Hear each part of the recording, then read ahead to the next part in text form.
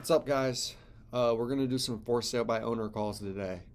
I just kind of want to show you my script and show you how I land some business as a 23-year-old realtor. So let's call our way to a listing. I do get these leads on Zillow. I don't pay for any leads. I just type in for sale by owner on Zillow, and usually you'll get the owner's number at the bottom of the screen. So let's see how this first one goes. I'm going to have it on speaker, obviously, so you guys can listen.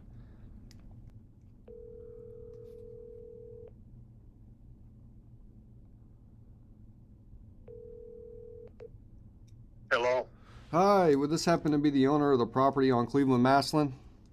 Yes. Hey, my name is Austin. You're gonna hate me. I'm a realtor.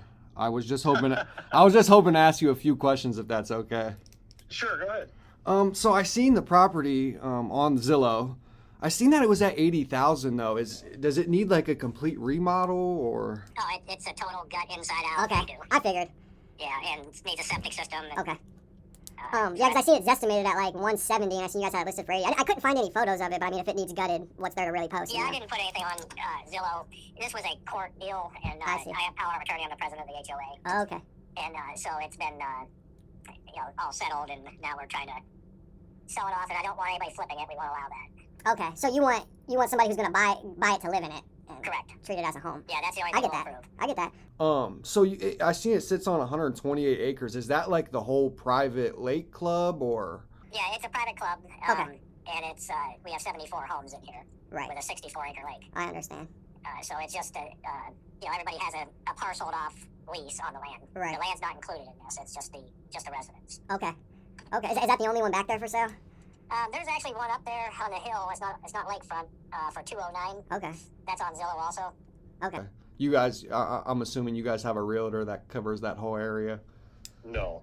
Oh, okay. We don't use realtors here. You guys just Now, if somebody was to sell their house, they obviously would right. I see. hire somebody. Okay. Well, I mean, I don't think you guys will have any trouble selling it, but I mean, I guess in the event that you guys can't get it sold, are you open to meeting with somebody or talking about other options? No, I've already got 3 offers on the house. Oh, okay. So you guys might be going under contract soon. It's possible. They're bringing contractors in now and doing our due diligence, and then from there, then that's when the proposal will start. Okay. All right. Well, I'll definitely keep an eye out on it, and if it sells, congratulations. If it doesn't, I might end up following up with you again here down the road, if that's not a problem. All right, I appreciate it. All right. I appreciate you, man. Have a good one. All right, bye. Bye. I found out when you go into it, and you call somebody, and the first thing you say is, Hey, you looking for a realtor? That's what most realtors say on the first call. So you don't want to open the call up and just start word vomiting and spewing. So I always say the first minute, 30 seconds of the phone call, that's usually the toughest part. Once you can get past that and kind of get their guard down a little bit, and they don't feel like you're actively trying to sell them something, you can usually get into your script. We're gonna try another one. Let me find another one here.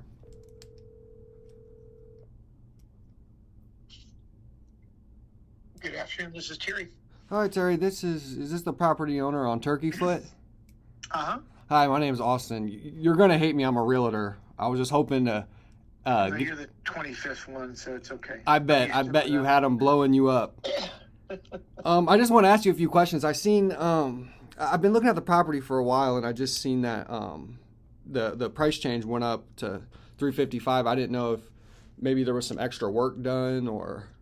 Well, what had happened is when I first put that on there, I didn't realize that the lot next door they had separated it on Zillow, so it showed 336 on the where the home is, and then next door we have a lot that goes with it that's over an acre, and that was priced at 50 something, 53 or 55, I can't remember. Okay. So the two combined were like 388, so that's why I changed the price to 350. That's why. Okay. No, I get it. Have you guys had a lot of activity on it? Has there been a lot of showings? There's been some showings, now that the weather's changing. Yeah. Right. Uh-huh. Right. I get that. Yeah. Well, I mean, the place looks awesome. I mean, the barn in the back looks awesome too. I honestly can't believe it's still sitting. Is there a reason you guys, are you relocating or you downsizing? It was our family home and stuff. I lost my mom and I back see. Well, I'm sorry to hear that. ago. So, it's just, I live in Florida and, I see. my sister lives somewhere else and that kind of thing. So, Oh, I get it. Well, no, I don't think you guys will have any trouble selling on your own. It looks like a beautiful place. I mean, in the event that you guys do you have a realtor you work with, or have you guys had it listed with a realtor before? yeah, well, what happened is earlier on, my sister thought that an auction was going to be the way to go, which I explained to her it wasn't, but, some people just have to try their own shit. Right, I get it. So, You're correct. The auction is not the right way to go. Yeah, it was a mess. Yeah. So, anyway, the listing had run out in February, so that's why I just put that on there just to figure out which way to go at this point. So, Okay. Okay, so are you, I mean, in the event that it doesn't sell, I'm sure you guys want to get rid of it. Are you willing to meet with somebody and maybe talk about some other options? Yeah, I've had some people email me some of their, marketing plans and things, and I'm kind of going over those now to decide, which way to go, because obviously it's going to take some marketing and get it out there. For sure. Other than just on MLS, that kind of thing. So. Yep. No, marketing's the biggest thing, and I think that's probably what it'll take is somebody getting a listing and promoting it and maybe holding some open houses. Do you know if you have to? Because I see it's in a flood area. Do you know if you guys have to carry flood insurance on that home? no, it's not. I'm not sure. That's the first time I've ever heard that. So okay, I see that it was. I know sometimes you can get away with it, but a lot of the times if it's in a flood zone, they make you carry insurance. Yeah, the house wouldn't have an issue because the house is up high on a hill. Okay. Right I next see. door, there's a creek that runs underneath the property, underneath 619. Okay. And really high rains, that does rise up. But, it's the empty lot next door. There's nothing structural Right. or nothing wrong. Right. But it is a buildable lot. I did call the city of Green to verify that. So, Okay, well, that's nice. so somebody could do that. They Right. bring some dirt in and raise it up a little bit. Yeah. and- Yeah. No, having an additional lot is. It's definitely why the value was increased a Yeah, little bit. it's a little over 3 acres combined. Okay. That's what Okay. it is. Yeah. And you said you live in Florida. Yeah. So is a sister pretty much handling everything? Like if somebody was to meet with a realtor, it would be her. No, we can do it over a Zoom call and everything. I got them kind of out of the whole thing. Okay. I'll handle everything from there. I put a lockbox on it, so there's people can go look at it. Just in case somebody needs to show it. Sure. Yeah. Okay. Well, I mean, I'd love to maybe set a call up if you guys would both be available at any time. I mean, any time that works for you guys would work for me, and I could kind of go over like my for sale by owner backup plan and kind of how we would market it and what strategies we would use to try to get it sold. If that's something you're open to. Yeah, you can email me that information if you want to. What would be the best email? At gmail.com? Yeah. Okay. Well, Terry, I appreciate your time today. I'll go ahead and get that information emailed over to you, and hopefully we can get a time set up. Okay. All right. Appreciate you, man. Thank you. Yes, sir. Have a good one. Bye-bye. All right, guys. So those were the FSBO phone calls. Pretty typical, pretty standard. Could have been a lot worse. Could have been a lot better. I know if you cold call, it's sometimes it can be hard to get past the first 10 seconds because when you think about it, when somebody calls you and it's a telemarketer, you're thinking, how quick can I get off the phone? Like most people just hang up immediately. So even getting a minute or 2 minutes of their time, that's what you're looking for. You wanna get your foot in the door and try to get that listing appointment. That's usually my goal for the call. My goal number one, get in front of them if you can. Try to set up an appointment. Face-to-face is always the best. If not a listing appointment, email them over your credentials so they can see what you do and see the work you've done around.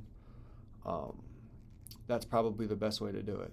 So a few key points I want to touch on for the video. Firstly is when you're opening up the call, like I say, try to get their guard down. Open it up with something funny. And that's my favorite line is, and you see me using them on both of them. Look, my name's Austin. I'm a realtor. You're gonna hate me. 9 times out of 10, you'll get a chuckle. They'll let you go on and tell them why you're calling.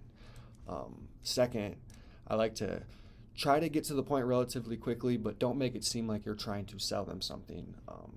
There's this thing called psychoreactance, and when people feel like you're pushing them one way, they want to go the other way.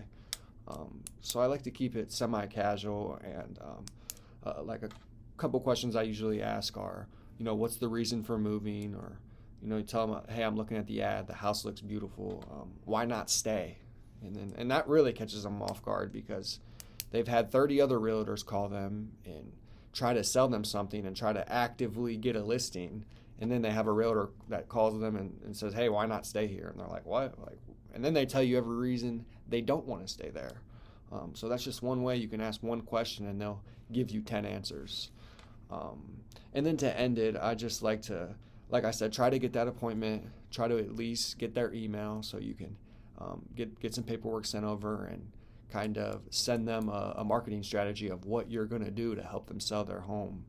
Um, Follow up, follow up, follow up. So once you get their email, like I said, I'll probably call this guy back in a week or two, follow up, because what you will see with for sale by owners is somebody will end up getting that listing. If you look at them long enough and you linger around, you'll see that these FSBOs ended up getting listed by an agent. So really, you can't follow up enough. I mean, obviously, don't spam call and call them every day, but once a week generally, I think is okay, and I think it's a good way to get some extra business. I hope to have more for sale by owner cold calls for you guys here soon. So, thank you.